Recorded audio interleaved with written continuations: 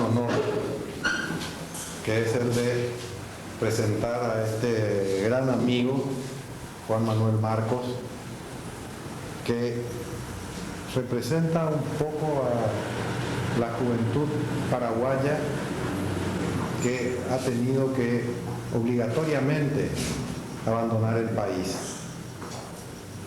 Y es, reitero, un gran honor para mí poder hacer esta presentación en esta charla que él nos va a dar. Juan Manuel Marcos se vio obligado, dije, a salir del país como tantos otros jóvenes idealistas, quizá con una persecución aún más directa que la mayoría de nuestros jóvenes que han tenido que salir del Paraguay. Él estuvo preso, tuvo que asilarse, tuvo que ir a buscar en el exterior un lugar donde demostrar su capacidad y sus ansias del saber. Realmente Juan Manuel Marcos significa también, representa a esa juventud que ha logrado no solamente abrirse camino, sino sobresalir de una manera muy, pero muy especial. Hay que tener en cuenta que él ha sobresalido en primer término en España, en Madrid, donde hizo un doctorado en filosofía, luego en Estados Unidos, y sabemos demasiado bien que el poder sobresalir en Estados Unidos, donde existe una competencia tan extraordinaria, donde tantos valores de todo el mundo y especialmente de Latinoamérica se encuentran compitiendo, es algo no solamente digno de destacarse, sino es algo que realmente puede enorgullecernos a todos los paraguayos. Relacionada con estudios de la literatura latinoamericana y está sobresaliendo además, y eso es fundamental, por tantas obras, tantos trabajos de él que se están publicando. Sabemos muy bien que el publicar un trabajo en Estados Unidos depende fundamentalmente de la categoría que tiene ese trabajo. Y la gran cantidad de trabajos de Marcos que se están publicando nos está revelando realmente su enorme capacidad y nos está revelando que existe, que tenemos un paraguayo en la Universidad de Pittsburgh que está verdaderamente honrando al Paraguay. Pero por otro lado, yo quiero destacar también otro aspecto de Juan Manuel Marcos, y es su valor cívico. Se ha enrolado en un momento muy difícil a un partido de oposición, y creo que esa también es una demostración de un enorme valor. Mientras tantas personas lo único que buscan es una forma de obtener beneficios, otros jóvenes como él buscan, sin embargo, el demostrar que lo más importante son los ideales. En este momento, Juan Manuel Marcos además nos trae una muy grata noticia, y es la posibilidad de que retorne al país. Yo creo, Juan Manuel, que la sociedad paraguaya te requiere a los jóvenes como tú, que verdaderamente pueden venir a traer su palabra, pueden venir a contribuir con el engrandecimiento de este país que tanto necesita de sus jóvenes. En este momento en que la propia situación política demuestra que estamos viviendo un periodo de cambio acelerado, y creo que realmente necesitamos la colaboración de todos los paraguayos que tienen algo que decir, y creo que Juan Manuel tiene mucho que decir.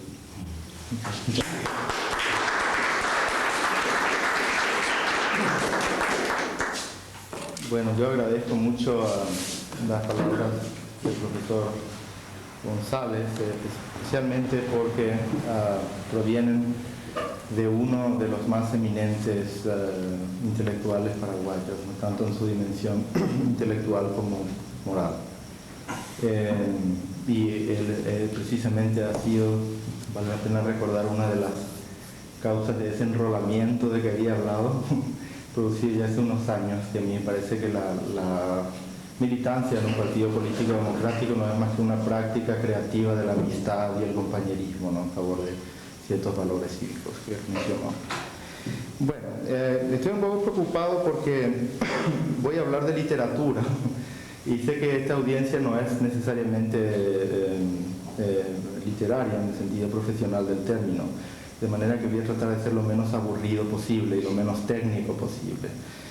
Por otro lado, los autores de los que voy a hablar son autores bastante jóvenes, bastante recientes, y probablemente ustedes todavía no leyeron las obras de ellos, de manera que hay un doble problema, es decir, vamos a hablar probablemente de textos que no son conocidos previamente. Eso me ha ocurrido otras veces también en congresos, pero en fin, voy a tratar de más o menos usar la misma técnica que usé en esas ocasiones, leyendo, entresacando algunos textos que puedan servir de ejemplo de lo que voy a explicar. El tema se llama la recepción del post-boom en los Estados Unidos. Ustedes saben que autores como Fuentes, Vargas Llosa, Cortázar, García Márquez son llamados los representantes del boom. El más viejo, Cortázar, nació en 1914, el más joven, Vargas Llosa, en 1936, si mal no recuerdo. De manera que es un arco generacional bastante grande, y así lo es también este movimiento que podemos llamar provisoriamente el post-boom, es decir, los narradores que han escrito sus trabajos fundamentales, han publicado sus trabajos fundamentales en esta década de los 80, como vamos a ver enseguida. Voy a anotar los nombres de los cuatro que me parecen más importantes. Heraclio Cepeda, desde México.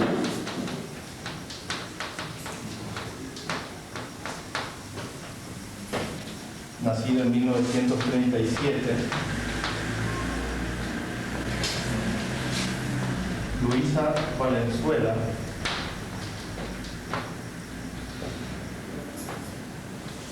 nacida en el 38, es de Argentina. Isabel Allende,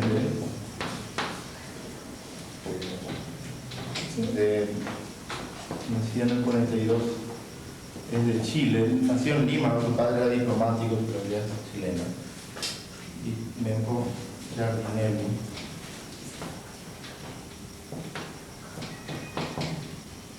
Es el más joven.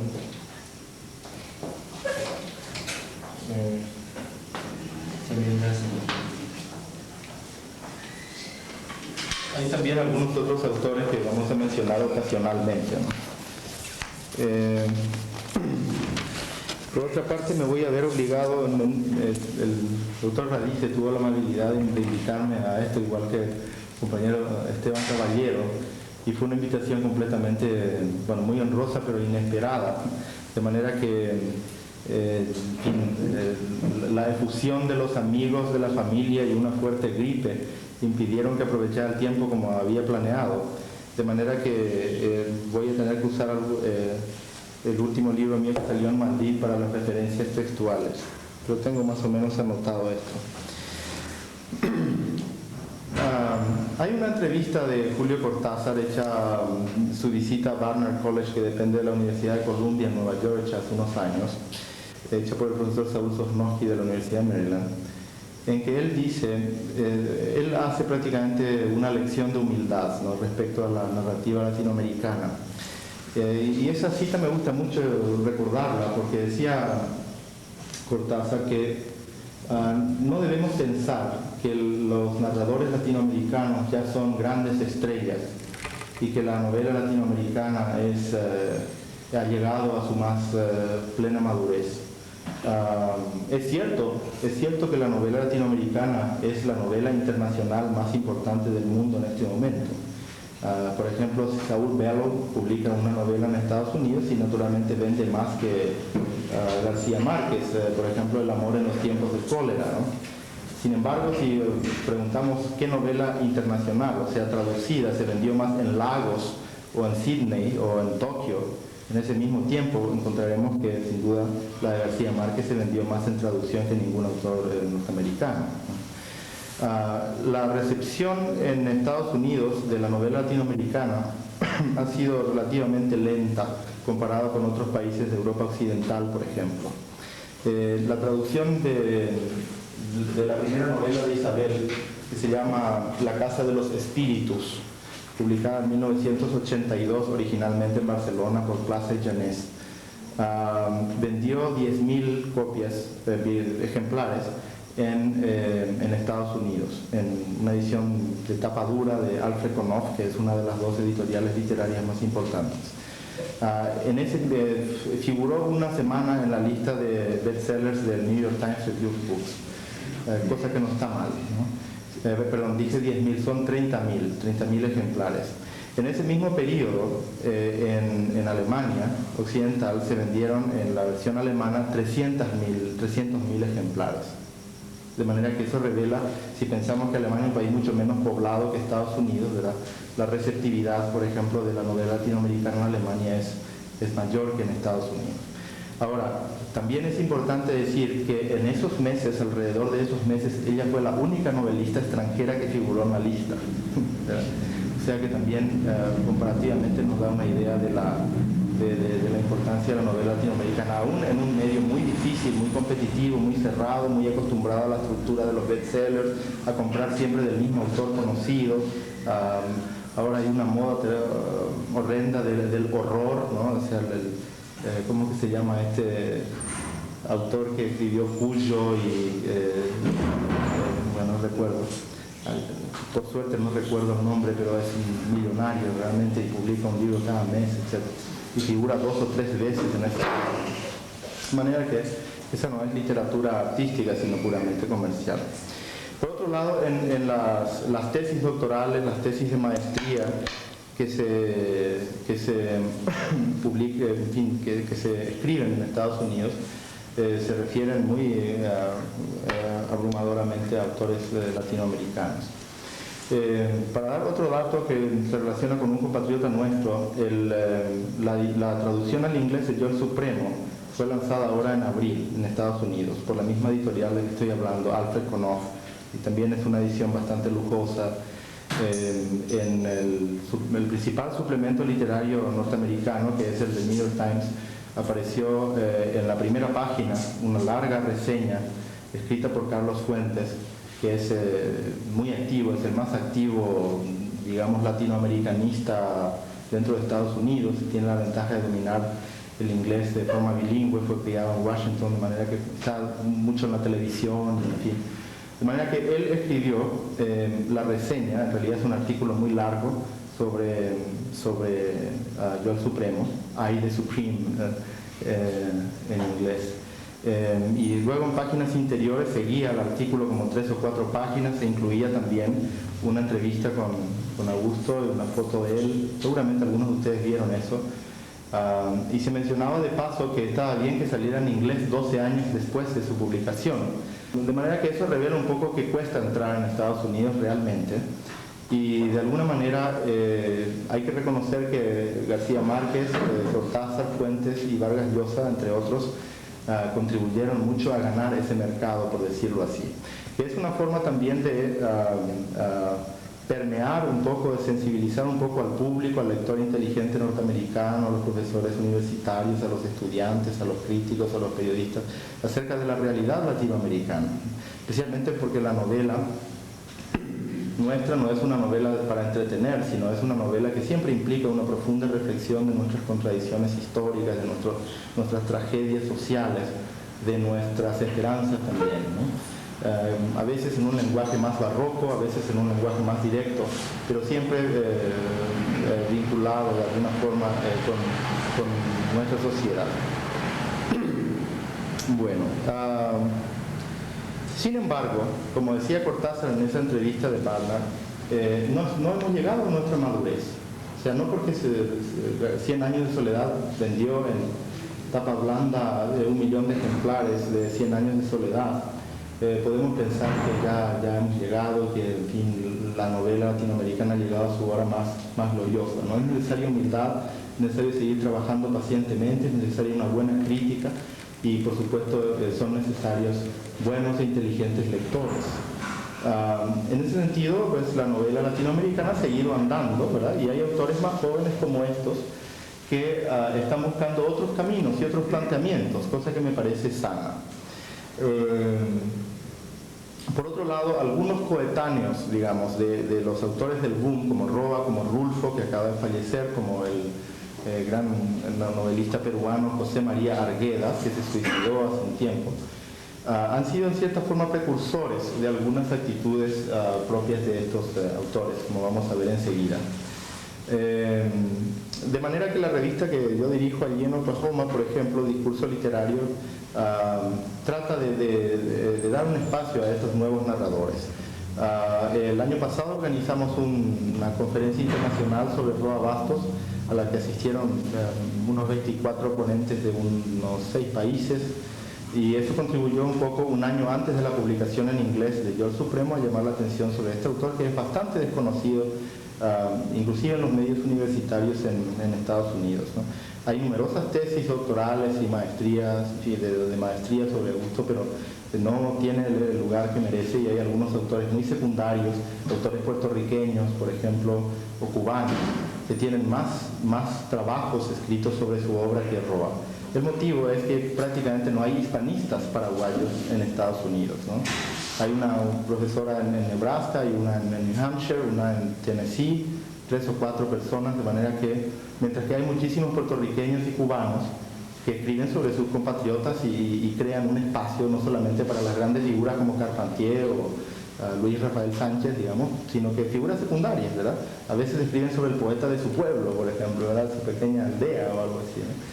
Si es que tienen un director de tesis benevolente.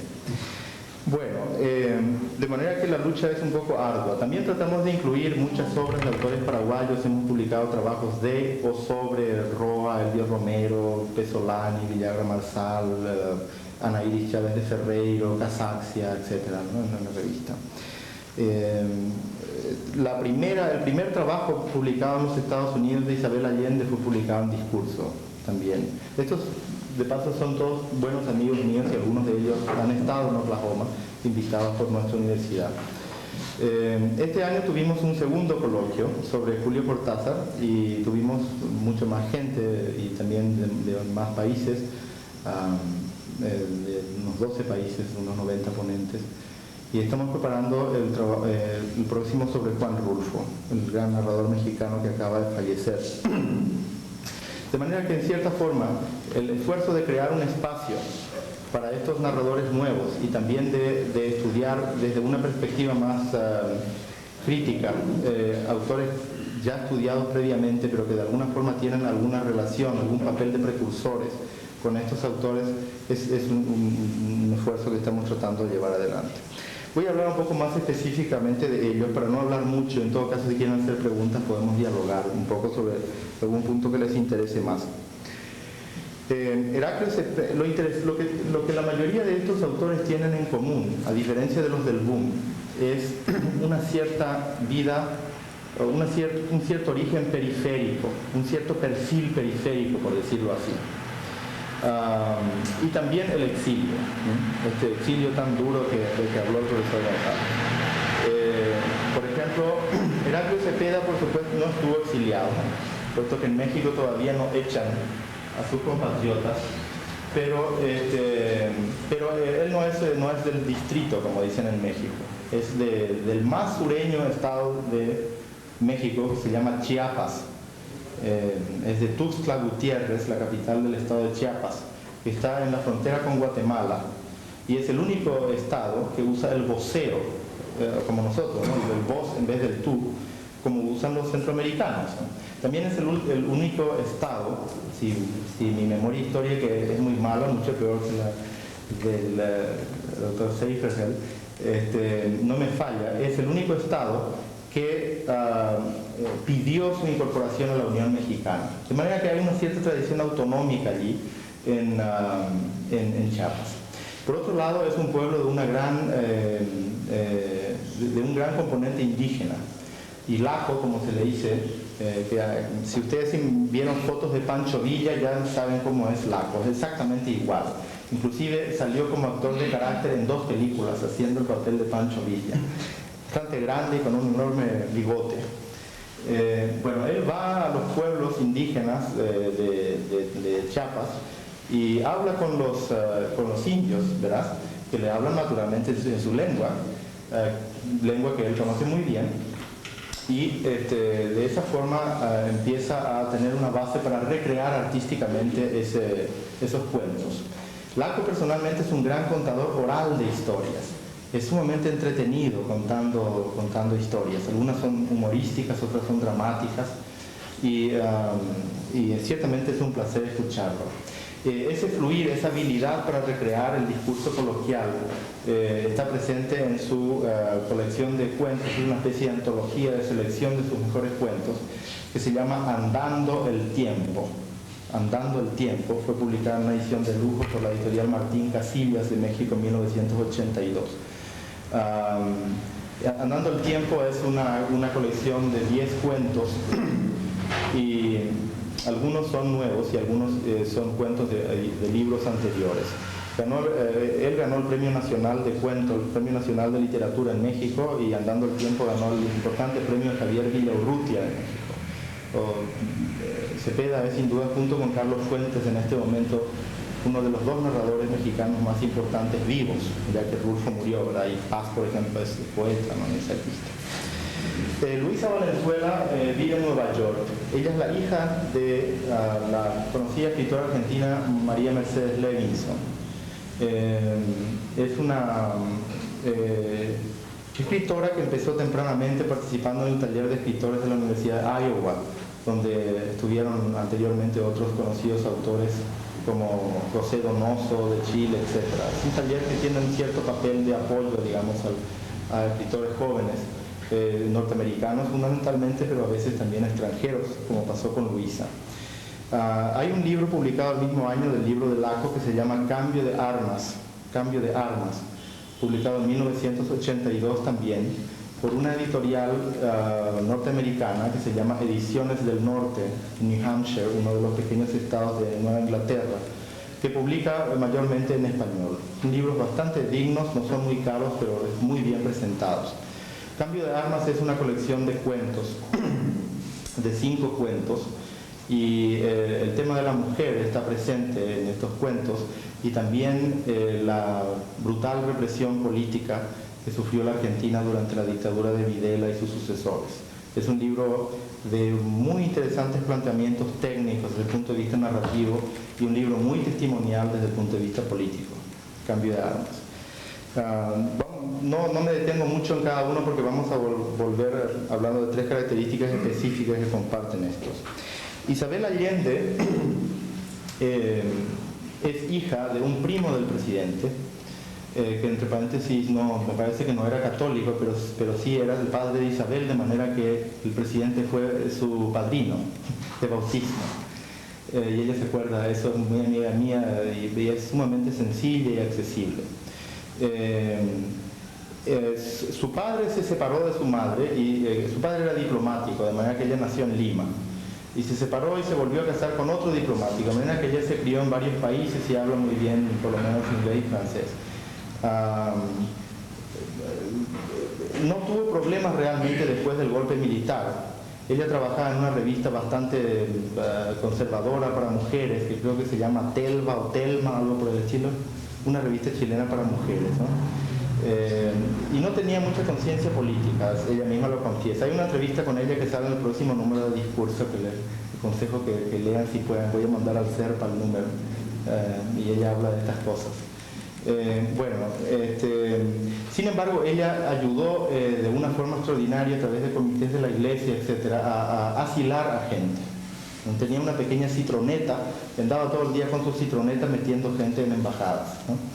Y un día le dijeron: mira, Isabel, tú no te estás dando cuenta de lo que estás haciendo, pero eso es muy peligroso, y hay gente que está fichando a los que ayudan a esto y te puede pasar algo. Ya le ha pasado algo a fulanita y tal. De manera que ella se quedó muy nerviosa y empezó a padecer insomnio y tenía miedo, ¿no? A pesar de que no había signos visibles, digamos, de control, nada. De manera que le habló a su marido, que es un ingeniero muy pacífico y muy simpático, y le dijo: vamos, porque realmente yo no puedo ya vivir aquí. Y se mudaron a Caracas, donde ella empezó a trabajar en un colegio secundario. Era la directora administrativa de un colegio secundario en Caracas. Y en sus ratos de ocio, cuando venía del colegio, se ponía a escribir esta novela larguísima que se llama La Casa de los Espíritus, una gran novela que se puede comprar aquí, en las librerías de aquí.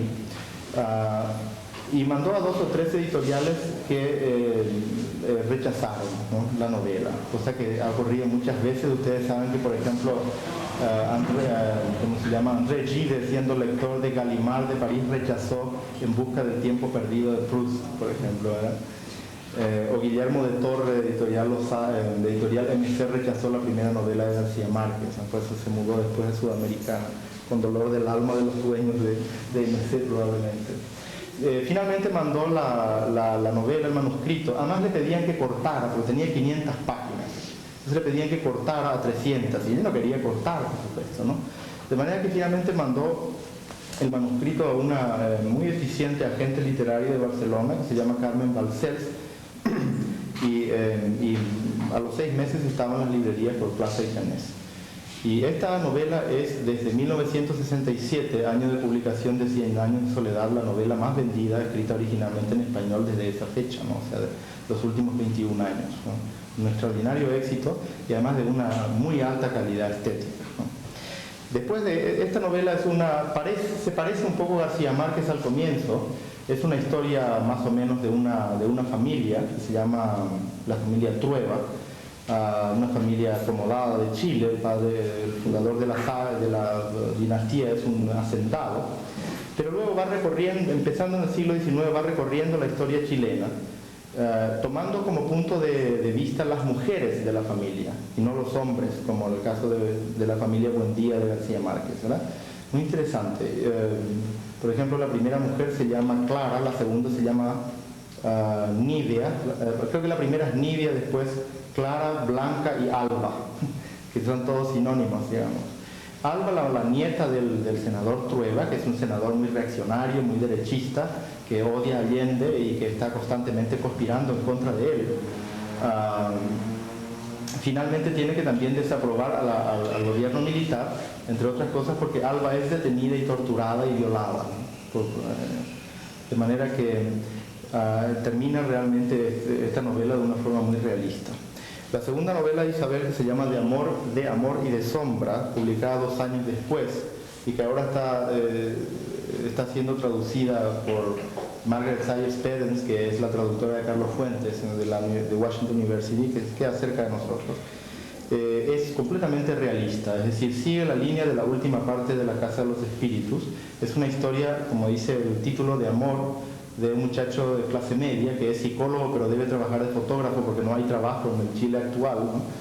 Un poco como acá, supongo. Y ¿cómo se llama? Y también de sombra porque hay toda la sórdida realidad de la represión, etc. Ella, la chica, que se llama Irene, pertenece a una familia más acomodada, es en cierta manera una especie de alter ego de la propia Isabel cuando trabajaba en la revista. No tiene ninguna conciencia política, pero se enamora de este muchacho que sí la tiene, es hijo de un republicano español, etc. Y en una de sus andanzas, para, en fin, estar un momento más tranquilo, mayor intimidad, se van a una especie de descampado cerca de una mina abandonada y allí encuentran cadáveres de desaparecidos, ¿no? Eso está relacionado con otras historias también. Finalmente interviene el cardenal de Santiago, etc., y se arma un gran escándalo internacional a través de este patético descubrimiento. Y por último, bueno, no voy a contar por último, si leen la novela, lo que pasa. Bueno, el caso de Mempo Giardinelli es casi nuestro compatriota. Él es chaqueño, nació en Resistencia.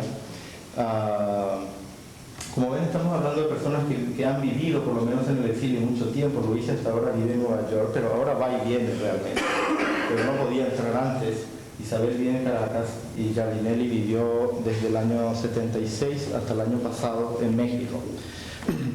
Él nació en Resistencia, Chaco, y se crió allí, después estudió en Buenos Aires y trabajó como periodista. Pertenecía a la juventud peronista, digamos, progresista en esa época. Ahora es más bien independiente. Estuvo 2 veces en la universidad, yo lo conozco muy bien. somos muy amigos, y su primera novela, el protagonista de su primera novela es paraguayo, como voy a explicar enseguida. Él es el único extranjero hasta ahora que ganó el Premio Nacional de Literatura en México. Lo ganó por una novela en el año 1983. Y inmediatamente que se produjo la apertura, él tenía una muy buena posición en México, tenía una buena cátedra en la Universidad Iberoamericana, la cátedra de periodismo, curiosamente, porque esa era su profesión, ¿no? Premio nacional muy conocido, columnas en los diarios, en Excelsior, en El Día, en Uno más Uno, etc.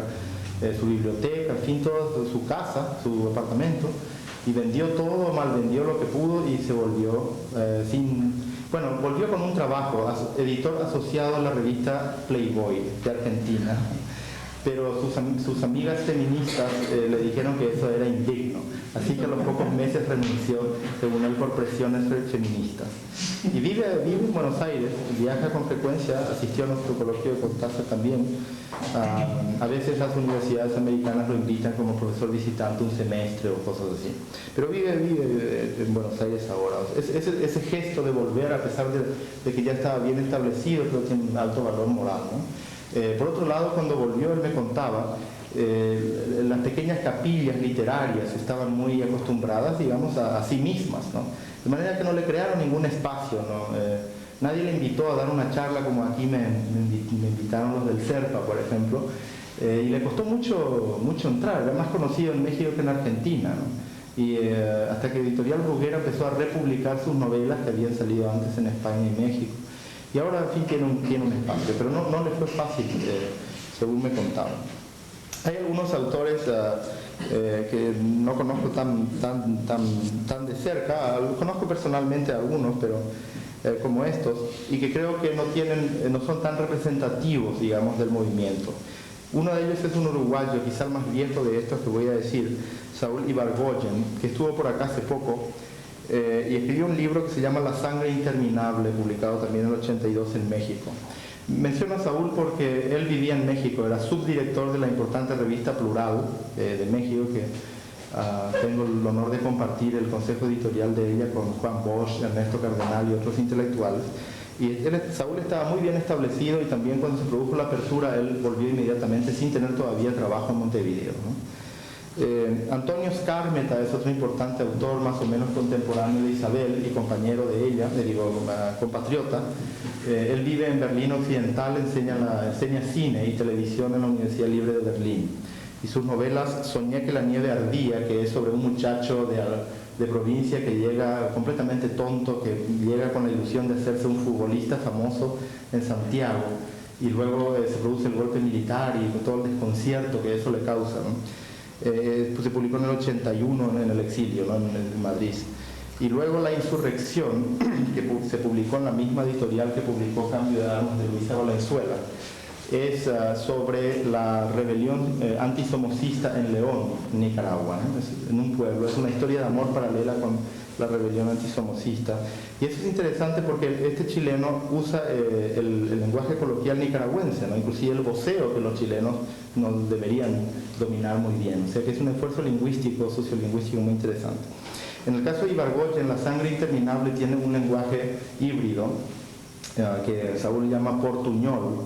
Es una imaginaria aldea que representa la ciudad brasileña de Santana do Livramento y Rivera del lado uruguayo. Así que él inventó el nombre de Rivamento. Y está escrito en portuñol realmente, ¿no? Y aquí vemos una de las grandes diferencias entre el post-boom y el boom. Si ustedes toman un libro de García Márquez, se van a sorprender de entrada con la majestuosa prosa de García Márquez, ¿verdad? Que es simplemente fantástico, ¿no? Siguiendo el ejemplo de la pulcritud, de la elegancia de Borges, ¿no? Es una típica prosa de línea borgiana, ¿no? Aunque Borges es más ascético y García Márquez más barroco, pero evidentemente es la voz de García Márquez la que domina, ¿no? la novela. Uno queda deslumbrado por la prosa de García Márquez. Recuerdo una anécdota, yo venía caminando por la calle Mariscal López en el año 1967 y mi profesor de historia del Paraguay, del San José, me dijo, venga un poco más, y crucé. Es profesor de historia, no profesor de literatura. Me dijo, hay una novela que acabo de leer que compré en Buenos Aires, muy interesante, nadie está hablando de ella todavía, pero en fin, yo le sugiero, se llama 100 años de soledad. El profesor era Efraín Cardoso, ¿no? De manera que los historiadores también, buenos historiadores, leen buena literatura. De manera que esa prosa de García Márquez realmente seduce. Mientras que, por ejemplo, el lenguaje de la sangre interminable de Ibargoyen es el habla de la gente, ¿no? Es el habla inclusive de la gente que no domina ni el español ni el portugués. Es tratar de recrear, de hacer arte con un material mucho más difícil, ¿no? Como Ibargoyen mismo dice en una parte de su novela, con barro, ¿no? En el caso de Cepeda es hacer arte con el habla coloquial, nada menos que de Chiapas, es decir, que inclusive es un español periférico respecto al español central de México, ¿no? En el caso de Giardinelli, es el español del Chaco, por supuesto, ¿verdad? Que tiene muchos guaranismos, chamigo y esas cosas, y también él emplea muchos mexicanismos, puesto que vivió en México, ¿no? Por ejemplo, bueno, la primera novela de Mempo se publicó en 1980, yo les recomiendo mucho, se prohibió aquí. Mempo me hizo el honor de poner en la solapa una cita mía, así que se vendió bastante bien, me parece que en el lector hasta que fue prohibida su circulación aquí, según me parece, bueno, por lo menos no se encuentra. Y de paso ya se prohibió todo lo demás de él también, ¿verdad? Con esa especie de terapéutica más bien ácida a veces. Entonces, la revolución en bicicleta, el personaje es un típico militar paraguayo exiliado institucionalista que participó en la guerra civil de 1947. Mi amigo José Luis de Tone me dio el valioso dato de quién es ese señor, pero en fin, voy a decir su nombre literario, que es Bartolomé Gaite, dice en la novela. Y él narra su historia en los capítulos, bueno, no recuerdo ahora, pares o impares, y en tercera persona el resto del tiempo. Es una novela larga, sumamente humana, acerca del exilio, y con un gran respeto hacia ese tipo de personas, muy decentes, muy honestas, que siempre sueñan con un porvenir democrático para su país. El nombre es La Revolución en Bicicleta. Revolución no quiere decir un gran cambio de estructuras o cosas por el estilo, sino eso que nosotros llamamos revolución aquí, ¿no? Es una especie a veces de insurrección, nada más de un cambio de gobierno. Es una excepción más bien folclórica. En cuanto a la bicicleta, es real, o sea, este señor Gaite tiene una bicicleta y en ella conspira, ¿no? O sea, en ella se va y visita a la otra gente, etcétera, y siempre está soñando. De manera que yo le dije a Mempo, a mí me parece que ¿qué nombre tiene la bicicleta? Le dije, ¿cómo va a tener nombre? La bicicleta no tiene nombre, me dice, no, porque deberías haberle puesto Rocinante, ya que el personaje era muy quijotesco. Al año siguiente, en la misma editorial, esta de New Hampshire, Ediciones del Norte, salió una novela más corta de Mempo que se llama El cielo con las manos. Es bastante autobiográfica, aunque no totalmente. El personaje es un muchacho de sus 30, que vive en México exiliado, que fue periodista de origen chaqueño. Hay mucho humor en la novela. Por ejemplo, vamos a ver, hay una, ¿cómo se llama? Él es un muchacho huérfano de padre, y su madre, para ganarse la vida, tiene una especie de residencia de señoritas. Y el chico, que tiene como al comienzo de la novela pues unos 14 años, así, está muy impresionado con Aurora, que tiene 18 y es una estudiante de biología de primer año. Y especialmente está fascinado porque la actividad predilecta del chiquito, que se llama muchacho, es espiar a Aurora por el ojo de la cerradura cuando ella se baña, ¿no? A la inquilina, digamos, ¿no? Está muy obsesionado. Hasta que un día viene la madre, y por supuesto es miope, chiquito, y viene de atrás y le da una patada, se imaginan dónde, se rompe el anteojo, etc.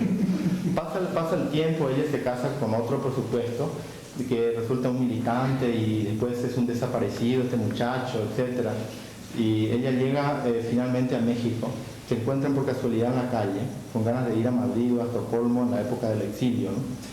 Y allí por fin, chiquito, que se ha divorciado, que ha tenido problemas, por fin pasan una noche, una sola, con ella, ¿no?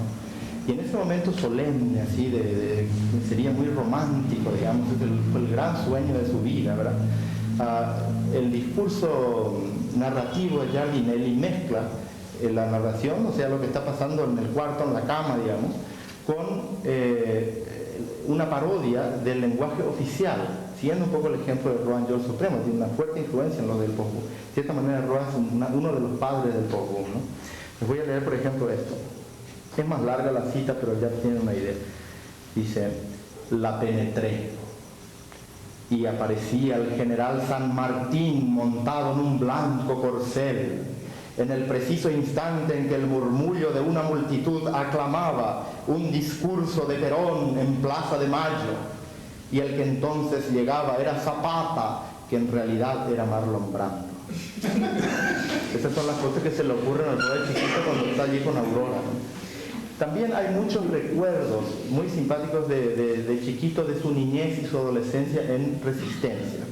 Y una de las cosas típicas que tenemos los paraguayos es elegir marcantes sumamente certeros e irónicos, ¿verdad? ¿Verdad? Y lo mismo ocurre probablemente en el Chaco. Por ejemplo, estos son algunos de los apodos que recuerda Chiquito. Dice: a Tito Junot le decían el Citroën, porque era feo pero práctico. Y también por una pequeña renguera al caminar que lo hacía amacarse como si estuviera muy bien amortiguado. Dice: a Pedrito Longobardi se lo conocía como teléfono público, porque era negro, cuadrado y estaba lleno de plata. De manera que este tipo de chistes son chistes populares, no el chiste algebraico, el chiste cerebral borgiano, ¿no? Un chiste demasiado sofisticado, digamos, para minorías. Esa es la frescura del chiste popular que aparece en este discurso del post-boom. En el caso de Cepeda, por ejemplo, uno de los cuentos de Andando el Tiempo se llama Don Chico que vuela. Y este es un señor muy honorable, así un campesino de ese pequeño pueblo, que se le ocurre que él puede aprender a volar.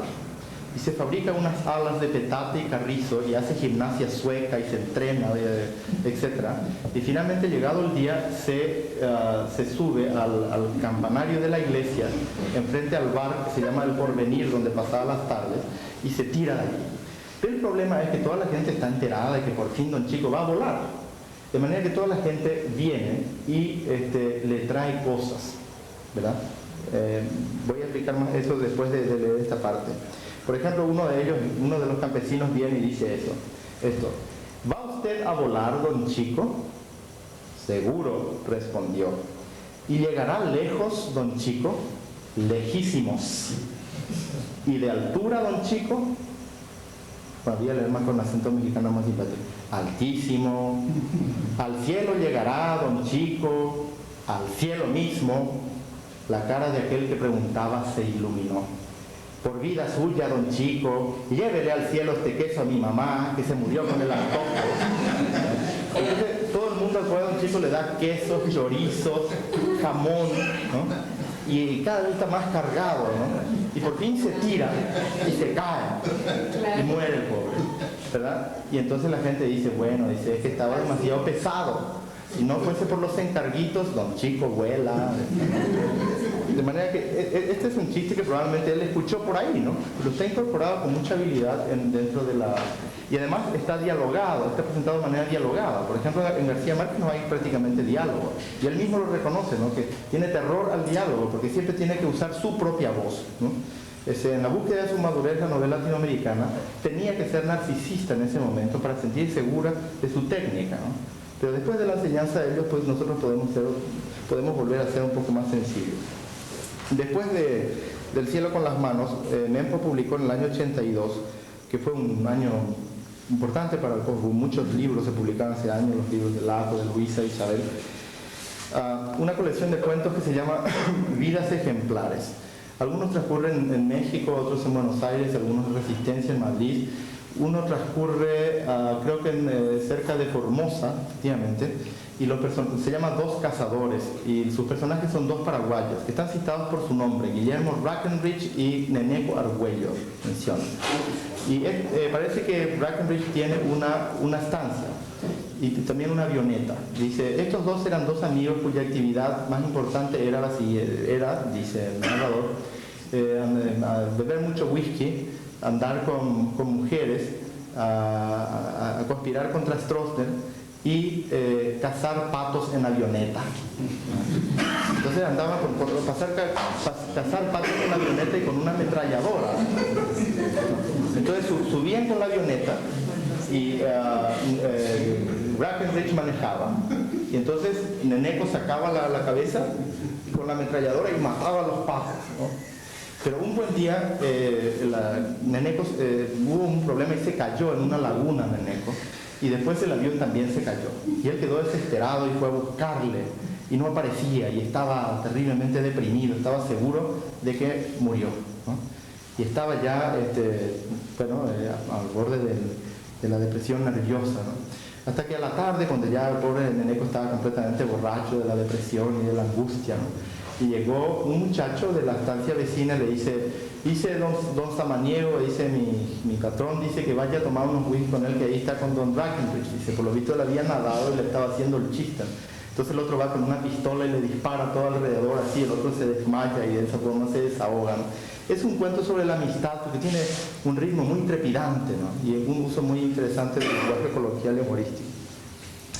Después de eso, Mempo publicó 3 novelas más.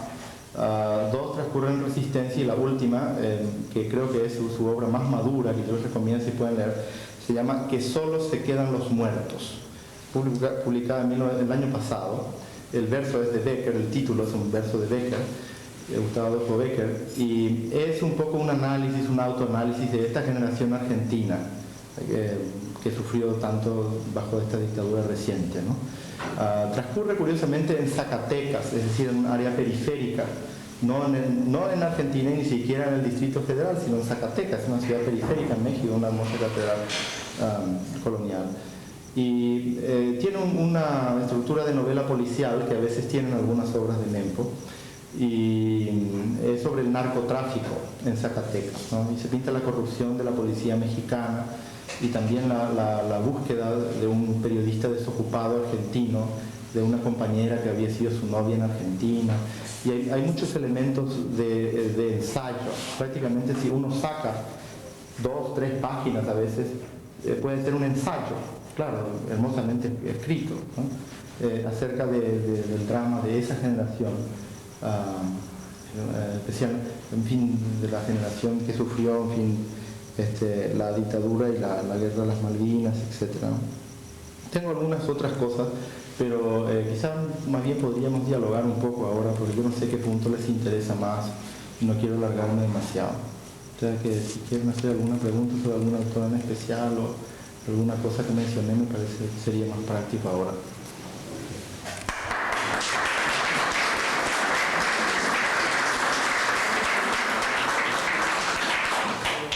Podríamos pedirte que te sientes así descansando. No, gracias. Yo generalmente siempre me siento, pero me siento en la mesa en los congresos, y todos los amigos siempre se ríen, pero me parecía acá un poco una falta de respeto. En la próxima charla, el próximo viaje, ya me siento en la mesa. Ya que se rieron de algunas cosas que leí, a lo mejor encuentro alguna otra. Un poco. Pero si quieren alguna cosa más. Yo quisiera hacerte una pregunta. Ajá. Vos hablaste de que la narrativa latinoamericana no había llegado a su madurez. En 2 ocasiones hablaste de como si fuese un tránsito a una madurez. Ahora, los críticos literarios, ¿qué criterios utilizan, digamos, para poder juzgar una madurez o inmadurez en un desarrollo literario? Quisiera... Sí, esa es muy buena pregunta. Bueno, el criterio básico es el tiempo. O sea, si pensamos, podemos decir que la literatura griega clásica ya está madura, en el sentido que ya no va a surgir absolutamente nada que podemos decir que pertenece a eso, ahora. O sea, yo creo que después de Menandro, más o menos, ya nos surgió alguien que podemos llamar representante de la cultura griega clásica, digamos, ¿no? O la cultura griega latina después de, no sé, de Séneca quizá, o de Terencio, más o menos, ¿verdad? En cambio, nosotros estamos en plena vida, ¿no? En pleno desarrollo. Fíjense, por ejemplo, el caso de la literatura francesa. Yo estoy hablando en realidad de la literatura de creación, es decir, poesía, novela, cuento y teatro, ¿no? El gran siglo francés es el siglo XIX, ¿no? O sea, Flaubert, Balzac, qué sé yo, ¿no? Baudelaire. Y ahora, bueno, y los últimos grandes escritores franceses creativos han sido los existencialistas, en mi opinión. O sea, a lo mejor piensan algo diferente, pero con algunas rarísimas excepciones, como Marguerite Yourcenar o Marguerite Duras, o la gente de la nueva novela como Job Lillet, o como se llama Nathalie Sarraud. No son tan universales, no son tan traducidos. O sea, probablemente ustedes yo mismo no he leído absolutamente nada de algunos de estos autores que acabo de mencionar, pero creo que todos habremos leído, aunque sea algo de Sartre, por ejemplo, o de Camus. O sea, que yo eso llamo una gran figura, algo que más o menos todo el mundo leyó de alguna forma u otra y le influyó, ¿verdad? Después de ellos, yo creo que no hay así una gran figura en el campo de la novela o en el campo del teatro en Francia. O sea, los autores que venden más ahora, aparte de la novela comercial, ¿verdad? Como Simenon, etcétera, son los ensayistas, ¿no? Y los que están más o menos de moda, los que por ejemplo las universidades norteamericanas invitan a sus como visiting professor, etcétera, son en realidad ensayistas. Los departamentos de francés, por ejemplo, Jacques Derrida, seguramente conocen, Derrida es de familia sefardí, un apellido sefardí, Jacques Derrida. Michel Foucault, que murió hace poco, son todos ensayistas bastante interesantes, algunos un poco extravagantes, y a mí no me convencen mucho, pero conozco, en Pittsburgh me hicieron leer bastante de ellos, en cierta forma a mi pesar, pero no se trata de novelistas, por ejemplo, ¿no? Mientras que aquí lo que yo quería un poco demostrar, y estoy tratando de demostrar siempre en estas conferencias y congresos y cosas en Estados Unidos, es que después de Vargas Llosa, de García Márquez, de las grandes figuras, la literatura latinoamericana sigue viviendo, ¿no? Y además sigue viviendo con una extraordinaria vitalidad y con nuevas propuestas, ¿no? Estos autores son autores excelentes, ¿no? Yo no diría, por ejemplo, que La Casa de los Espíritus o que solo se quedan los muertos están por debajo de no sé, del libro de Manuel, de Cortázar, o desde luego Crónica de una muerte anunciada de García Márquez o cosas así, ¿no? Y son autores bastante jóvenes. De manera que ese es el factor tiempo. O sea, nosotros hemos nacido prácticamente con el Martín Fierro, con Martí. El Martín Fierro es del 72, la primera parte, 79 la segunda, cumplió 100 años hace muy poco. Esa es la literatura fundacional aquí, porque yo creo que la literatura colonial es una especie de prehistoria, ¿no? De la literatura latinoamericana. El propio Juan Ruiz de Alarcón pertenecía en realidad al Teatro Lopesco y vivía en Madrid, ¿no? Garcilaso de la Vega tiene una prosa renacentista, en fin, es una prehistoria. Nosotros nacemos realmente en el siglo XIX y llevamos 100 años de vida. Si comparamos con Francia o con España, por ejemplo, nuestra propia lengua, ¿no? Podemos decir que la literatura española es madura en el sentido del tiempo, ¿no? Pero nosotros, yo creo que en 100 años es un corto tiempo. Ese es un factor. El otro factor muy importante es la cantidad de material crítico acumulado sobre esa literatura. Si cuántos libros críticos, cuántas historias, cuántas tesis doctorales hay escritas sobre movimientos o sobre autores latinoamericanos. Y probablemente Cervantes tiene más trabajos críticos, la bibliografía crítica de Cervantes tiene más material que, digamos, toda la bibliografía crítica literaria de un país literariamente importante como Colombia, quizás, que ha producido un premio Nobel y es un país literariamente importante. Es decir, eso se debe al tiempo, sin duda, y el tiempo ha permitido también esa acumulación de material crítico que hace mucho la otra cosa es qué universalidad tiene esa literatura. Nuestra literatura latinoamericana recién ahora se está traduciendo después del boom. Claro que por supuesto se traducían, yo he visto traducciones de Doña Bárbara, Don Segundo Sombra, etcétera, en la biblioteca de Oklahoma State, por ejemplo, pero eran traducciones hechas para alumnos. inclusive son viejas, algunas son así de los años 30 y cosas así. Pero se nota que eran para alumnos porque al final, por ejemplo, tenían preguntas, ¿no? Tenían preguntas y de manera que se usaba en la clase, para estudiantes de español. No era algo para el público, ¿no? Como por ejemplo esos 30.000 que compraron La Casa de los Espíritus o los 1 millón que compraron 100 años de soledad en inglés, ¿verdad? Pues era gente que iba a la librería y compraba porque le interesaba. No hay 1 millón de alumnos de español en las 2.000 universidades norteamericanas, ¿verdad? Habrá un poco 100.000, ¿no? De manera que evidentemente eso es público lector, ¿no? O sea que esos son elementos bastante objetivos para medir la madurez. Por otro lado también hay todavía polémicas así respecto a qué significa un autor u otro. Los ingleses ya no se pelean acerca de Shakespeare, por ejemplo, los españoles acerca de Cervantes. Pero nosotros seguimos peleándonos acerca de Sarmiento, por ejemplo, ¿no?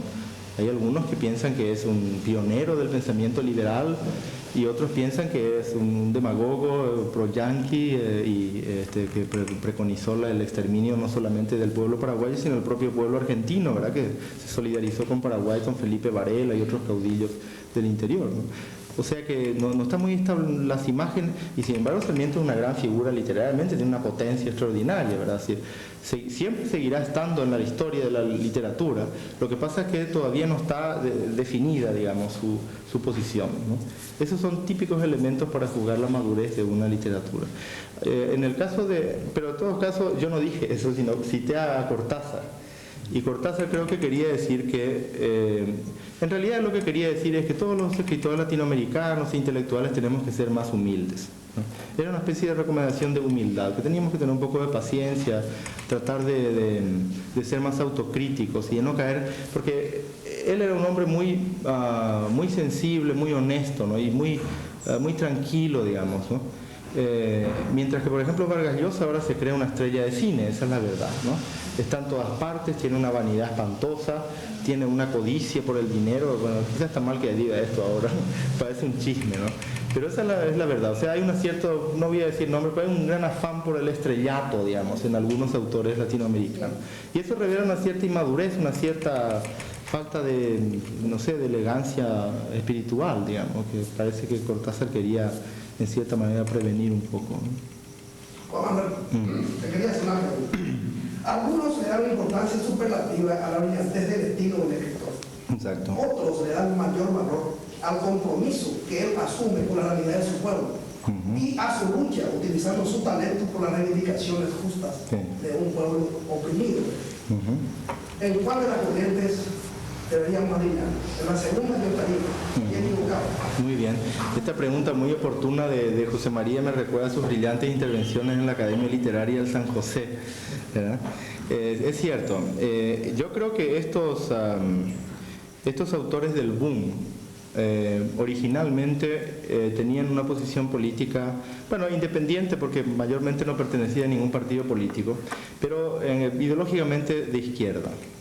En los años 60, ya sabemos que es la década de la Revolución Cubana, que por ejemplo en el caso de Estados Unidos ocasionó la creación de muchas más cátedras de español, puestos, etcétera. Muchos hispanistas y latinoamericanistas, inclusive conservadores de Estados Unidos, están muy agradecidos a esa revolución, pues tuvieron su trabajo gracias a ese interés allí, ¿no? Eso me contaba un colega mío, por ejemplo, de la Universidad de Kansas hace poco, ¿no? Estábamos hablando, el doctor Charles Stancifer de la Universidad de Kansas decía, yo le debo a Castro mi trabajo, decía, porque se crearon más cátedras en los años que yo me doctoré. Pero además el régimen cubano tenía una revista que se llama Casa de las Américas, existe hasta ahora, aunque aparece ahora un poco irregularmente porque la gran propulsora de la institución Casa de las Américas, Aide Santa María, murió, desgraciadamente tenía problemas depresivos y se suicidó hace unos años. De manera que todos ellos, Cortázar, Vargas Llosa, García Márquez, etcétera, estaban originalmente en el Consejo Editorial de Casa de las Américas y después fueron rompiendo algunos de ellos por un motivo u otro. El caso más visible es Vargas Llosa, ¿verdad?, cuya ruptura es así total y se hace eco inclusive de infamias así que no tienen fundamento, ¿no?, en contra de ciertos gobiernos latinoamericanos. Pero, o sea que hay algunas contradicciones en algunos de los del boom, ¿no? Mientras que en el caso de los del post-boom hay una mayor homogeneidad ideológica. Todos siguen siendo independientes en general en cuanto a un partido político específico. En el caso de Cepeda no, Cepeda es diputado del PSUM en México, una especie de partido socialista por Chiapas. Pero los demás son independientes. Isabel, por ejemplo, a pesar de ser sobrina del presidente, no es socialista, por ejemplo. Y pertenecen a una línea política o ideológica muy humanista, en cierta forma socialista, pero muy democrática también. Eso es bastante importante. Todos están en favor de un pluralismo democrático. Yo los conozco a estos cuatro bien personalmente y puedo asegurar que están por una sociedad donde se verifiquen profundas reformas sociales y haya una gran vitalidad cultural, de raíz popular, etcétera, pero que se respete el pluralismo político, ¿no? Por ejemplo, libertad de prensa, el derecho de las minorías, el derecho de los ancianos, el derecho de las mujeres, de los indios, etcétera, la protección al medio ambiente, en fin, una serie de cosas que son importantes, digamos, dentro de un marco pluralista. Por otro lado, en su propia obra, y eso es interesante, José María, aparece el conflicto social de una forma directa y no de una forma mítica como en García Márquez. Por ejemplo, ¿recuerdan ustedes ese episodio de la huelga bananera de 100 años de soledad? ¿Verdad? Es una cosa tan exagerada, es decir, la matanza es tan brutal, el tren es tan largo, la noche dura tantas horas, ¿no? Todo es tan hiperbólico como en García Márquez, que parece que pierde un poco su fuerza de denuncia, ¿no? Es decir, todo el ritmo de la novela es tan hiperbólico, tan bíblico, tan apocalíptico, que parece que hay un cierto distanciamiento y el lector dice, hombre, pero esto no es realidad, esto es una novela, ¿no? O sea, la novela de García Márquez es un discurso que confiesa ser novela en cada página. Hay un interés por abolir la ilusión mimética, ¿verdad?, que contradice un poco el mismo género novelístico. Mientras que en el caso de estos autores, el realismo es directo. No quiere decir que hay que volver al realismo stalinista o, qué sé yo, al realismo naturalista ingenuo de Jorge Icaza o de Ciro Alegría. Es una prosa muy elaborada. Esto que leí, estos chistes que leí, me parece que no tienen mucho de panfleto, más bien son muy divertidos, ¿verdad? La aproximación de la realidad, por ejemplo, es una aproximación muy compleja, bastante rica, pero el conflicto social, las lacras sociales, la represión política, por ejemplo, aparece de una forma absolutamente directa. No se trata de suavizar, digamos, el efecto que pueda tener esta denuncia en el lector. Y eso es común en todos ellos. Yo hasta ahora no encontré ninguno que no sea así. Inclusive hay algunos elementos feístas, digamos, como el vómito, que están presentes en reiteradamente en algunas obras, ¿no? Eso, por ejemplo, no aparecería en los autores del boom, pues sería feo, digamos, ¿no?, por decirlo así.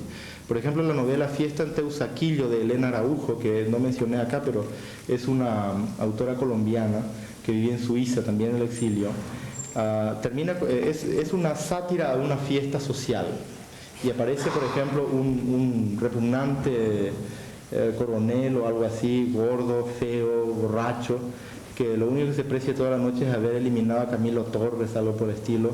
Luego aparece el nuncio, aparece, creo que no sé si es el embajador norteamericano, algún diplomático que parece bastante tonto.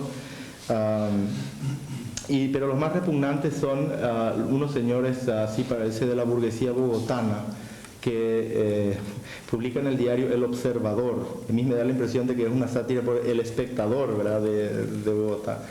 Y entonces un muchacho que tiene su sensibilidad, pero es alcohólico y tiene graves problemas así de seguridad, que creo que se llama, bueno, no recuerdo su nombre, y el otro, la chica se llama Elsa, que pertenece a la gran alta sociedad bogotana. Ellos eran novios antes y hablan, pero en fin, ahora cada uno ha tenido sus propios problemas, sus propios pecados, digamos, etc. Y finalmente termina con un vómito del muchacho, ¿no? En fin, por ejemplo, el paseo de Andrés López es un cuento de Giardinelli, el último de Vidas Ejemplares. Es unos bandidos, gángsters, no simplemente unos asaltantes, ¿no?, secuestran al doctor Andrés López, un típico médico de clase media alta, muy acomodado, etcétera, sería uno de esos personajes que Mafalda odiaría, ¿verdad? Bueno, es secuestrado para curar a uno de ellos que está herido. Entonces este doctor le cura, después de 2 o 3 veces que en fin, vea y al final los bandidos le preguntan por su familia, por su mamá, etc. y le pagan una fuerte suma por su servicio, ¿no? Y finalmente estaciona y López se baja y en ese momento llega la policía y mata a todos los bandidos, ¿no? Y entonces López los había denunciado. Y ahí se da cuenta que en realidad él traicionó más a los bandidos que los bandidos a él, y vomita también. Ese cuento ganó un segundo premio cuando Mempo era completamente desconocido en un concurso de cuentos en Buenos Aires de novelas policíacas, en que Roa Bastos y otros autores estaban en el jurado. Borges también estaba. Y Mempo me contó que Marco de Nevi, que estaba en el jurado, le contó que cuando se reunió el jurado, Borges le dijo: este en realidad era el mejor cuento técnicamente, pero eso del vómito era muy feo, ¿no? O sea que hay otra actitud en ese sentido. Y también la presencia de escritoras, ¿verdad? Porque todo el boom han sido hombres. ¿Cuál es una mujer en el boom? No hay ninguna. Aquí hay varias, o sea, Luisa Valenzuela, Isabel Allende, Elena Araujo. Inclusive la más popular e internacional es mujeres, que es Isabel Allende, por lo menos la que más ha tenido eco internacional hasta ahora. Ese también es otro elemento interesante.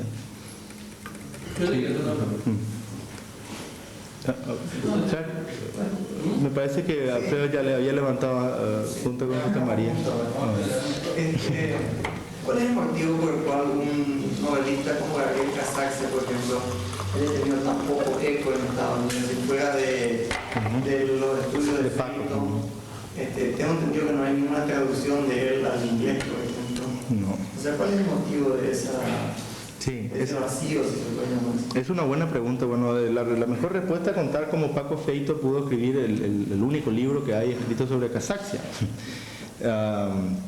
Hay un viejo profesor cubano, ya jubilado, tiene cerca de 90 años, se llama Ángel Flores, es el autor de esa antología que va apareciendo más o menos cada 2 o 3 años en el siglo XXI. Él pone lo que le da la gana, por supuesto. En fin, yo ya le he sugerido ciertas cosas y nunca hace caso, ¿ves? Pero en fin, él fue un profesor muy valioso, un pionero en cierta época. Y él era profesor de Paco Feito en la escuela graduada de CUNY, City University of New York, donde él estudiaba su estudio de doctorado. Feito ya era doctor en Derecho, pero decidió hacer este doctorado en Letras.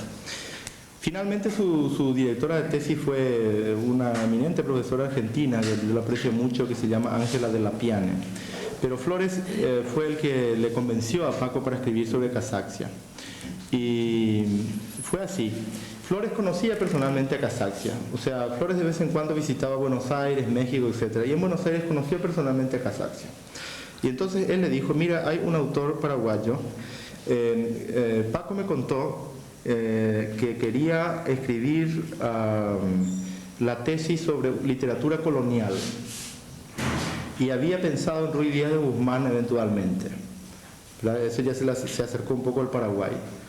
Pero entonces le dijo Flores: mire, usted tiene que escribir sobre algún autor contemporáneo porque así va a conseguir un mejor trabajo, eso es lo que está de moda ahora, etc. Y tiene que escribir sobre alguien que no escribió nadie. Y si es posible tiene que conocer personalmente al autor, que le ayude, etc. porque es mucho más valiosa una tesis que cite cartas, por ejemplo, correspondencia personal con el autor, que cite puramente terceras fuentes. Entonces dijo: yo conozco a un autor paraguayo que además me parece muy valioso, le dijo, que se llama Gabriel Cassaxia, y que yo le puedo poner en contacto a usted si le interesa. Entonces Paco escribió a Cassaxia y encontró una muy buena recepción de su parte, ¿no? Así que él es un abnegado cassaxiano, ¿verdad? Conoció a Cassaxia, estuvo en su casa en Nueva York antes de su muerte, y él escribió ese libro que finalmente salió en Buenos Aires, ¿verdad? Que todos conocemos, García Cambeiro. En Discurso publicamos un trabajo sobre Cassaxia, es un estudio sobre la teoría del Coguá de Cassaxia, hecho por un profesor de San Diego que se llama Thomas Case. Bueno, ¿por qué ¿Por qué eso? Porque su esposa es paraguaya, Catalina Segovia, ¿no? De manera que en realidad él es un hispanista del siglo de oro. De manera que son estas causas así un poco anecdóticas las que explican el interés de en Casaxia. A partir de estas primeras publicaciones, algunos estudiantes pues más o menos se están interesando en eso. Y se menciona a Casaxia, pero se lo menciona cuando se habla de un movimiento, por ejemplo, ¿no? O sea, se habla del realismo psicológico. Yo he leído, por ejemplo, libros sobre María Luisa Bombal, que pertenece al realismo psicológico latinoamericano. Hay muchos chilenos en Estados Unidos, y chilenos y sobre todo chilenas, ¿no? Y por un motivo u otro, las hispanistas, mujeres, están escribiendo mucho sobre mujeres, ¿no? Eso está muy de moda. De manera que las chilenas escriben sobre chilenas. Y esta doctora María Luisa Bombal está siendo estudiada bastante, se está publicando mucho sobre ella. Y como más o menos la orientación de ella pertenece al realismo psicológico, casi siempre en las introducciones de los libros dicen, además de esta figura que vamos a estudiar, hay ciertos autores que han estudiado con cierta influencia de Kafka o de, qué sé yo, Proust, el Baroja también, la psicología de los personajes, el submundo de neurosis, etcétera, bla, bla, bla. Y entre ellos figura el paraguayo Gabriel Casaxia y en fin, ¿no? O sea que hay así ese tipo de mención. Existe Casaxia, pero no es estudiado así directamente más que por alguien que tenga alguna causa muy directa, como Casaxia, Feito, que fue puesto en contacto directamente con el escritor y que le inspiró una gran admiración y veneración. Y el caso de Case también, ¿verdad? Es que le interesó al autor. Por otro lado, en el campo de Roa hay la bibliografía más importante para humanidades de Estados Unidos, para estudios literarios, se llama MLA, Modern Language Association. Y esa publican como 2 libros así, parecen 2 guías telefónicas grandes, de todo lo que salió en estudios literarios ese año, en cualquier parte del mundo, digamos. Bueno, entre las revistas consideradas serias. Creo que Estudios Paraguayos es la única que figura en esa lista, que incluye creo que decenas de miles de publicaciones. Y creo que ocasionalmente incluyen algo más o menos literario lingüístico en la revista de Paraguay de Estudios Sociológicos. Bueno, entonces las bibliotecas universitarias meten todo eso en sus computadoras, ¿no? Y entonces, por ejemplo, si un estudiante va y dice, quiero la bibliografía que hay sobre Roa, está suficientemente programado como para que salga esa bibliografía. Pero eso le va a salir bien largo y le va a salir caro, ¿no? Yo creo que calculo que costará $80 más o menos la bibliografía completa. Tendría que decirle sobre Hijo de Hombre Solo para que le salga $10, ¿no? Porque cuanto más largo, más caro.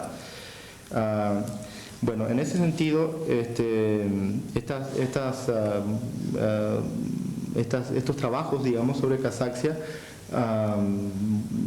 contribuyen, digamos, a la bibliografía de él, pero en mucho menor medida que lo de Roa. O sea, para que tengan una idea, si toda la bibliografía paraguaya literaria es 100, digamos, suma 100, ¿no? La de Roa solamente es el 80%, y el 20% restante es todos los demás autores, de Ruy Díaz de Guzmán hasta Jorge Canese o Esteban Caballero, el poeta secreto de Esteban Caballero. Así que, para competir el tema de la traducción, ¿cómo no se puede llegar a una traducción de una... Es cierto. Con la babosa al francés, pues. Claro, sí, esa es la única traducción que hay de la babosa. Bueno, si vos pensás que una obra maestra indiscutible como Yo el Supremo tardó 12 años en salir en inglés. ¿Esta ya no estaba en Inglaterra? ¿No se había traducido ya en inglés? No, la que se tradujo en Inglaterra fue Hijo de Hombre. Y es una traducción un poco floja, ¿no? O sea, la única traducción que hay de Hijo de Hombre es la que salió en Londres. Y esa salió bastante rápido. Pero no, o sea, esta salió en Estados Unidos. Ahora, creo que, por ejemplo, la babosa está sobradamente justificada su traducción. Yo no sé por qué no se ha hecho.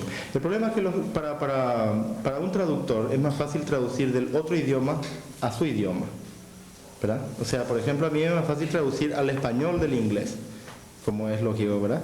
De manera que, por ejemplo, Cortázar tradujo Poe del inglés al español, o Jules Renard del francés al español. Y Paco, por supuesto, la primera lengua es español, ¿no? de manera que a él le costaría traducir. Y hay otro problema también, quizá bastante típico en Estados Unidos, y es que en la universidad donde enseña Paco no tiene estudios graduados. Eso es muy importante, porque Paco sería el típico pionero de los estudios sobre Kazakhstan en Estados Unidos. Pero aquí hay un punto interesante para entender un poco cómo funciona el hispanismo allí. La Universidad de Paco es una universidad que se llama Kane College, que pertenece al sistema estatal del estado de New Jersey, que es un estado suburbano pegado ahí a Nueva York. Vive más o menos la ciudad. Entonces los alumnos de Paco son estudiantes de licenciatura. Cuando termina la licenciatura y quiere hacer una maestría o un doctorado, se va a la única institución del sistema que tiene estudios de posgrado, que se llama Rutgers University, Rutgers, ¿verdad? Y esa es la única. Entonces, los profesores que enseñan los cursos de doctorado y dirigen las tesis son solamente los de Rutgers. Entre paréntesis, son muy apegados a la cuestión peninsular. Hay bastante rivalidad entre peninsularistas y latinoamericanistas. Especialmente, nosotros, por ejemplo, tenemos bastante generosidad con ellos y ellos no tienen mucho con nosotros, ¿no?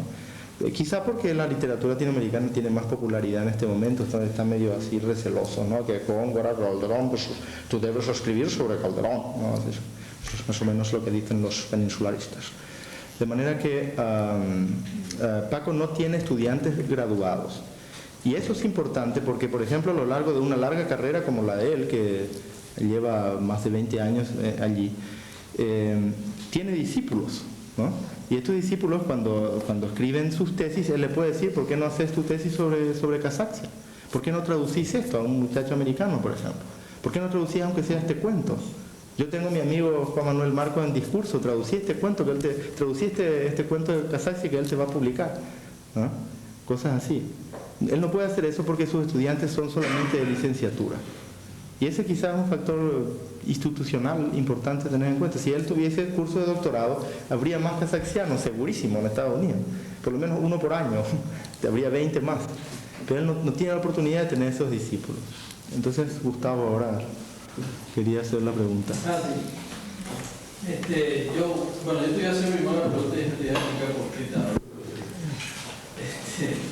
Al margen de la estilística más o menos preciosista o original que puedan tener los novelistas latinoamericanos, yo me pregunté siempre qué hay en la temática latinoamericana que le atraiga a los europeos. Y te hablo de los europeos porque yo sé que esos 30.000 lectores de Isabel Allende en Estados Unidos deben ser probablemente todos intelectuales. Sin embargo, no creo que los 300.000 alemanes sean intelectuales. Entonces debe haber un lector medio que se sienta atraído por algo que hay en la temática de la novela latinoamericana. Y yo me comparo un poco, porque tengo que confesar con cierta vergüenza que yo no he leído nada de estos autores fuera de la novela de Isabel Allende. O sea que algo leíste. O sea que algo leíste. Bueno, pero es insignificante comparado sin mencionar que hay otros que no están ahí en la lista.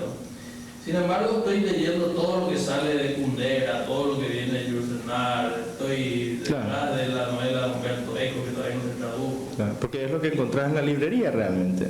No, pero además... Cernempo está prohibido. Probablemente hay algo de eso también, pero yo mismo me hice un autoanálisis de por qué yo estoy buscando las novelas europeas y no siento mayor atracción por las novelas latinoamericanas. Y tal vez sea por la temática, es decir, yo leo algo que no conozco en Kundera, además todo un trasfondo político que me queda completamente lejano y muy alejado de mis posibilidades de conocerlo con mi experiencia personal. Lo mismo, o estoy encantado con la expresión de Humberto Eco, por ejemplo, ¿verdad? Entonces, ¿qué hay en la temática latinoamericana que les pueda interesar o atraer a un lector sueco o germano o anglosajón? Claro, o sea, tu pregunta es, ¿qué es lo que le atrae, por qué atrae la novela latinoamericana en traducción a los lectores internacionales? Lo que yo temo en el fondo, y no lo confieso, es que la tradición ahí sea, qué sé yo, el exotismo tropical. Sí, es eso en parte. Sí, Bueno, tu pregunta es brillantísima, pero peligrosísima, porque es más o menos el tema del libro que quiero escribir justamente, y para eso quiero venir un año acá a pedir un permiso y en fin tratar de reambientarnos. De manera que podría alargarme acá con otra charla de 1 hora más y supongo que ahí que me matan, ¿no? Pero voy a tratar de decirlo muy brevemente. A mí, yo tengo una tesis que tengo que más o menos estudiar, una hipótesis mejor dicho, que es lo que quiero estudiar, pero a mí me parece que el éxito internacional de la novela latinoamericana se basa a que es una especie de respuesta periférica a la tradición de la ilustración. O sea, ese movimiento que llaman, creo que Lumière, los franceses, Aufklärung, los alemanes, etc., Enlightenment, a partir de Kant o todos los enciclopedistas franceses, Locke, Bacon, etc., en Inglaterra, hasta ha tenido una enorme influencia en el mundo occidental, ¿verdad? Es decir, por ejemplo, la confianza en el progreso, de que de alguna forma siempre hay que progresar, que la regresión no es más que un accidente en una línea siempre de progreso, ¿no? Que metafísicamente, digamos, implica una concepción lineal del tiempo, contraria a la concepción circular de por ejemplo, de los Bhagavata, o sea, de los pueblos primitivos. Por ejemplo, la confianza en la razón es fundamental, ¿no? Que la razón siempre nos va a dar, la razón es una garantía de certeza, de que la razón no nos puede engañar. Hay muchas otras cosas, vamos a tomar solamente estos dos. La razón no nos puede engañar y siempre hay de una forma u otra un progreso, basado en la concepción metafísica lineal del tiempo. Estos dos elementos son fundamentales de todo el pensamiento occidental, ¿verdad? De la Constitución norteamericana, la nuestra, la de todas partes, la de Francia, en fin, todo está basado en una serie de principios, entre ellos estos dos, ¿verdad? Bueno, y el proyecto de la ilustración, que implica muchas cosas admirables y que debemos seguir manteniendo, por supuesto, como los derechos humanos, la libertad, la defensa de las garantías individuales, etc., pero que no era una cosa perfecta como no lo es nada humano, ¿verdad?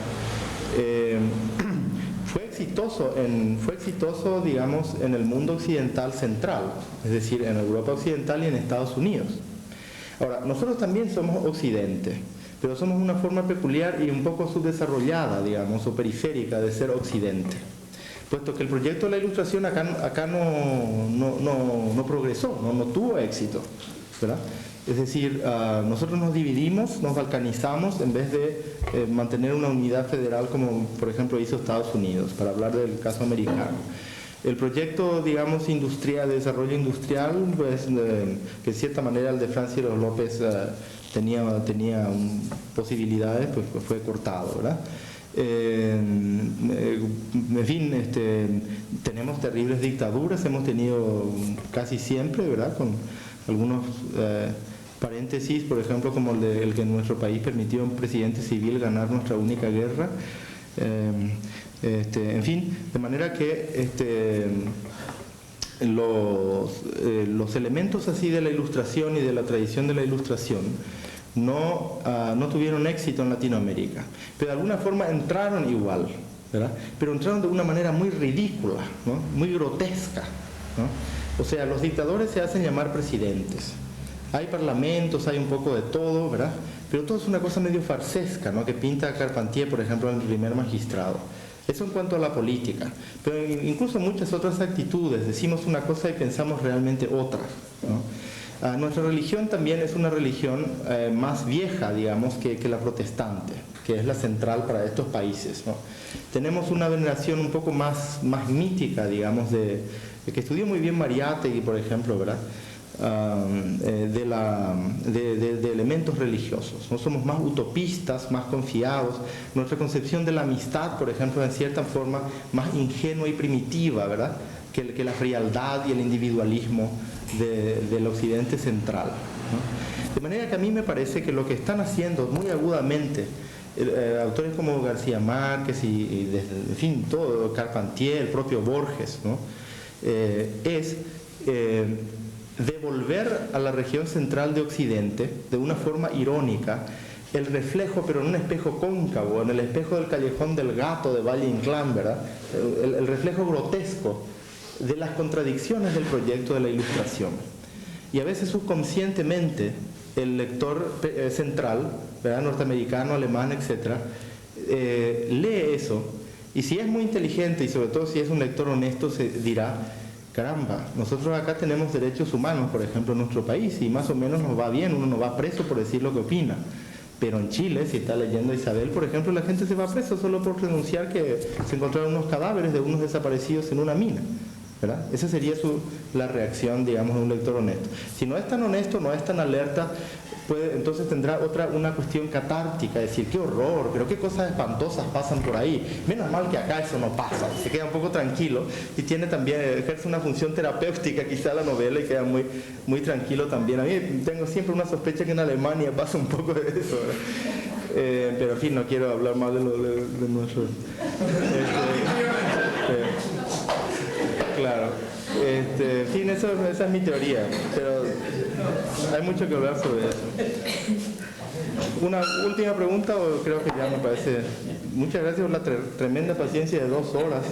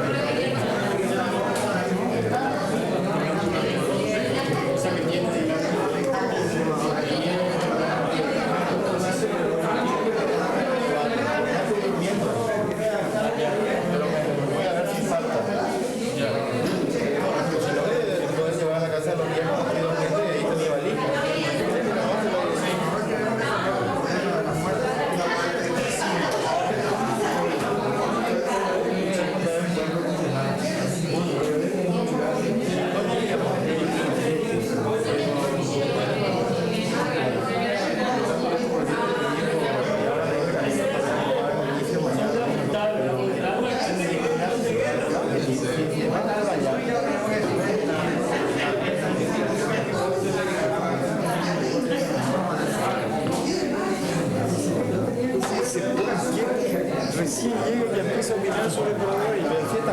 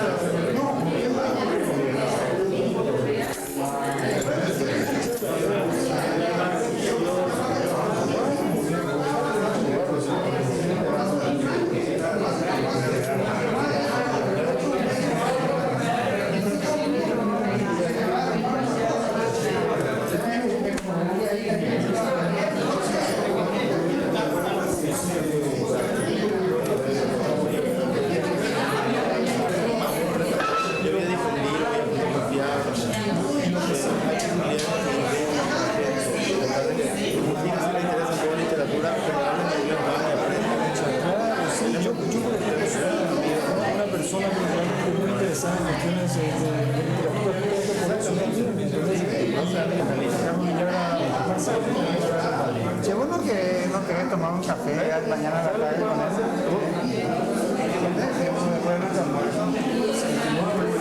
Ya que no pasó la entrevista por el momento, este libro que está en varios candidatos te lo doy a vos y comunicar que me dan una reseña o alguna instrumento, ¿cómo no?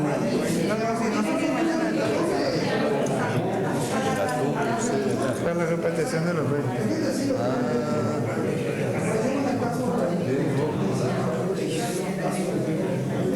¿Por qué haces ahora? ¿No quieres tomar algo? ¿Cómo dijo Roberto tomar algo? Yo voy a la pizzería, no voy a enfrente. ¿Por qué soy tan exigente? Mañana te digo,